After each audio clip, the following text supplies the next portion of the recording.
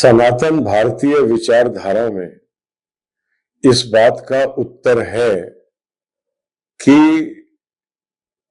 इस संसार को बनाने वाले ने इस संसार का निर्माण किस सामग्री से किया। लेकिन हम बिना किसी रेफरेंस में जाए हम अपनी बुद्धि को अप्लाई करके इस बात को साक्षात देख सकते हैं कि जब संसार के निर्माण से पहले संसार को बनाने वाले के अतिरिक्त और कोई नहीं था और वो जो संसार को बनाने वाला है वो सर्वशक्तिमान है, परम चमत्कारी है, वो कुछ भी घटित कर सकता है। तो जिस सामग्री से संसार का निर्माण हुआ वो सामग्री भी उसी सर्वशक्तिमान परमात्मा में ही से निकलकर आई और इसीलिए वो सर्वशक्तिमान परमात्मा इस सृष्टि के कण कण में व्याप्त है। ये सनातन भारतीय सभ्यता की, संस्कृति की मान्यता है कि ईश्वर संसार के कण कण में व्याप्त है और इस धारणा के पीछे यही तर्क है कि परमात्मा के पास सृष्टि के निर्माण के पूर्व उसके अतिरिक्त और कुछ नहीं था। अतः वो सामग्री जिससे उसने इस संसार की रचना की वो सामग्री उसी में से ही निकलकर आई और इसीलिए वो इस रचना के कण कण में व्याप्त है। भारतीय द्वैत दर्शन में इसको प्रकृति और पुरुष की संज्ञा दी गई है।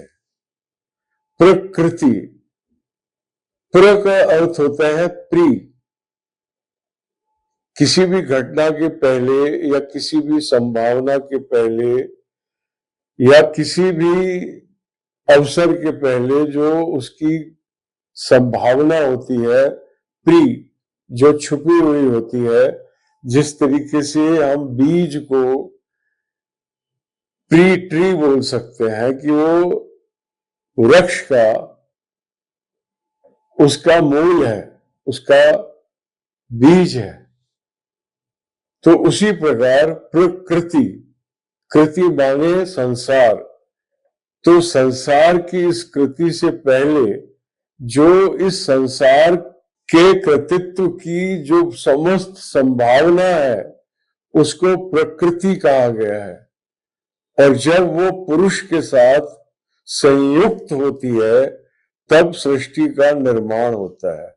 पुरुष माने कॉन्शियसनेस, ऊर्जा, और इसी को अगर हम अद्वैत में ले जाएं तो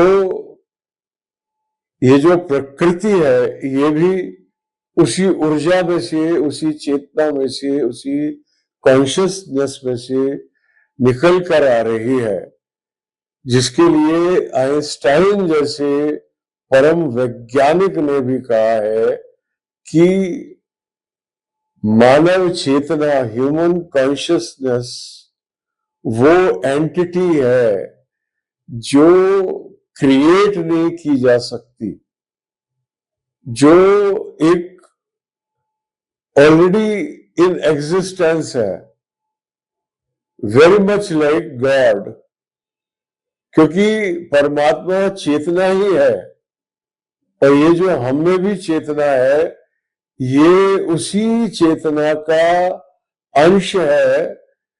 लेकिन अंश को अगर एक अणु की तरह देखा जाए तो एक अणु में वो सारी प्रॉपर्टीज होती हैं जो उस अणु से बने बड़े से बड़े भंडार में होती हैं।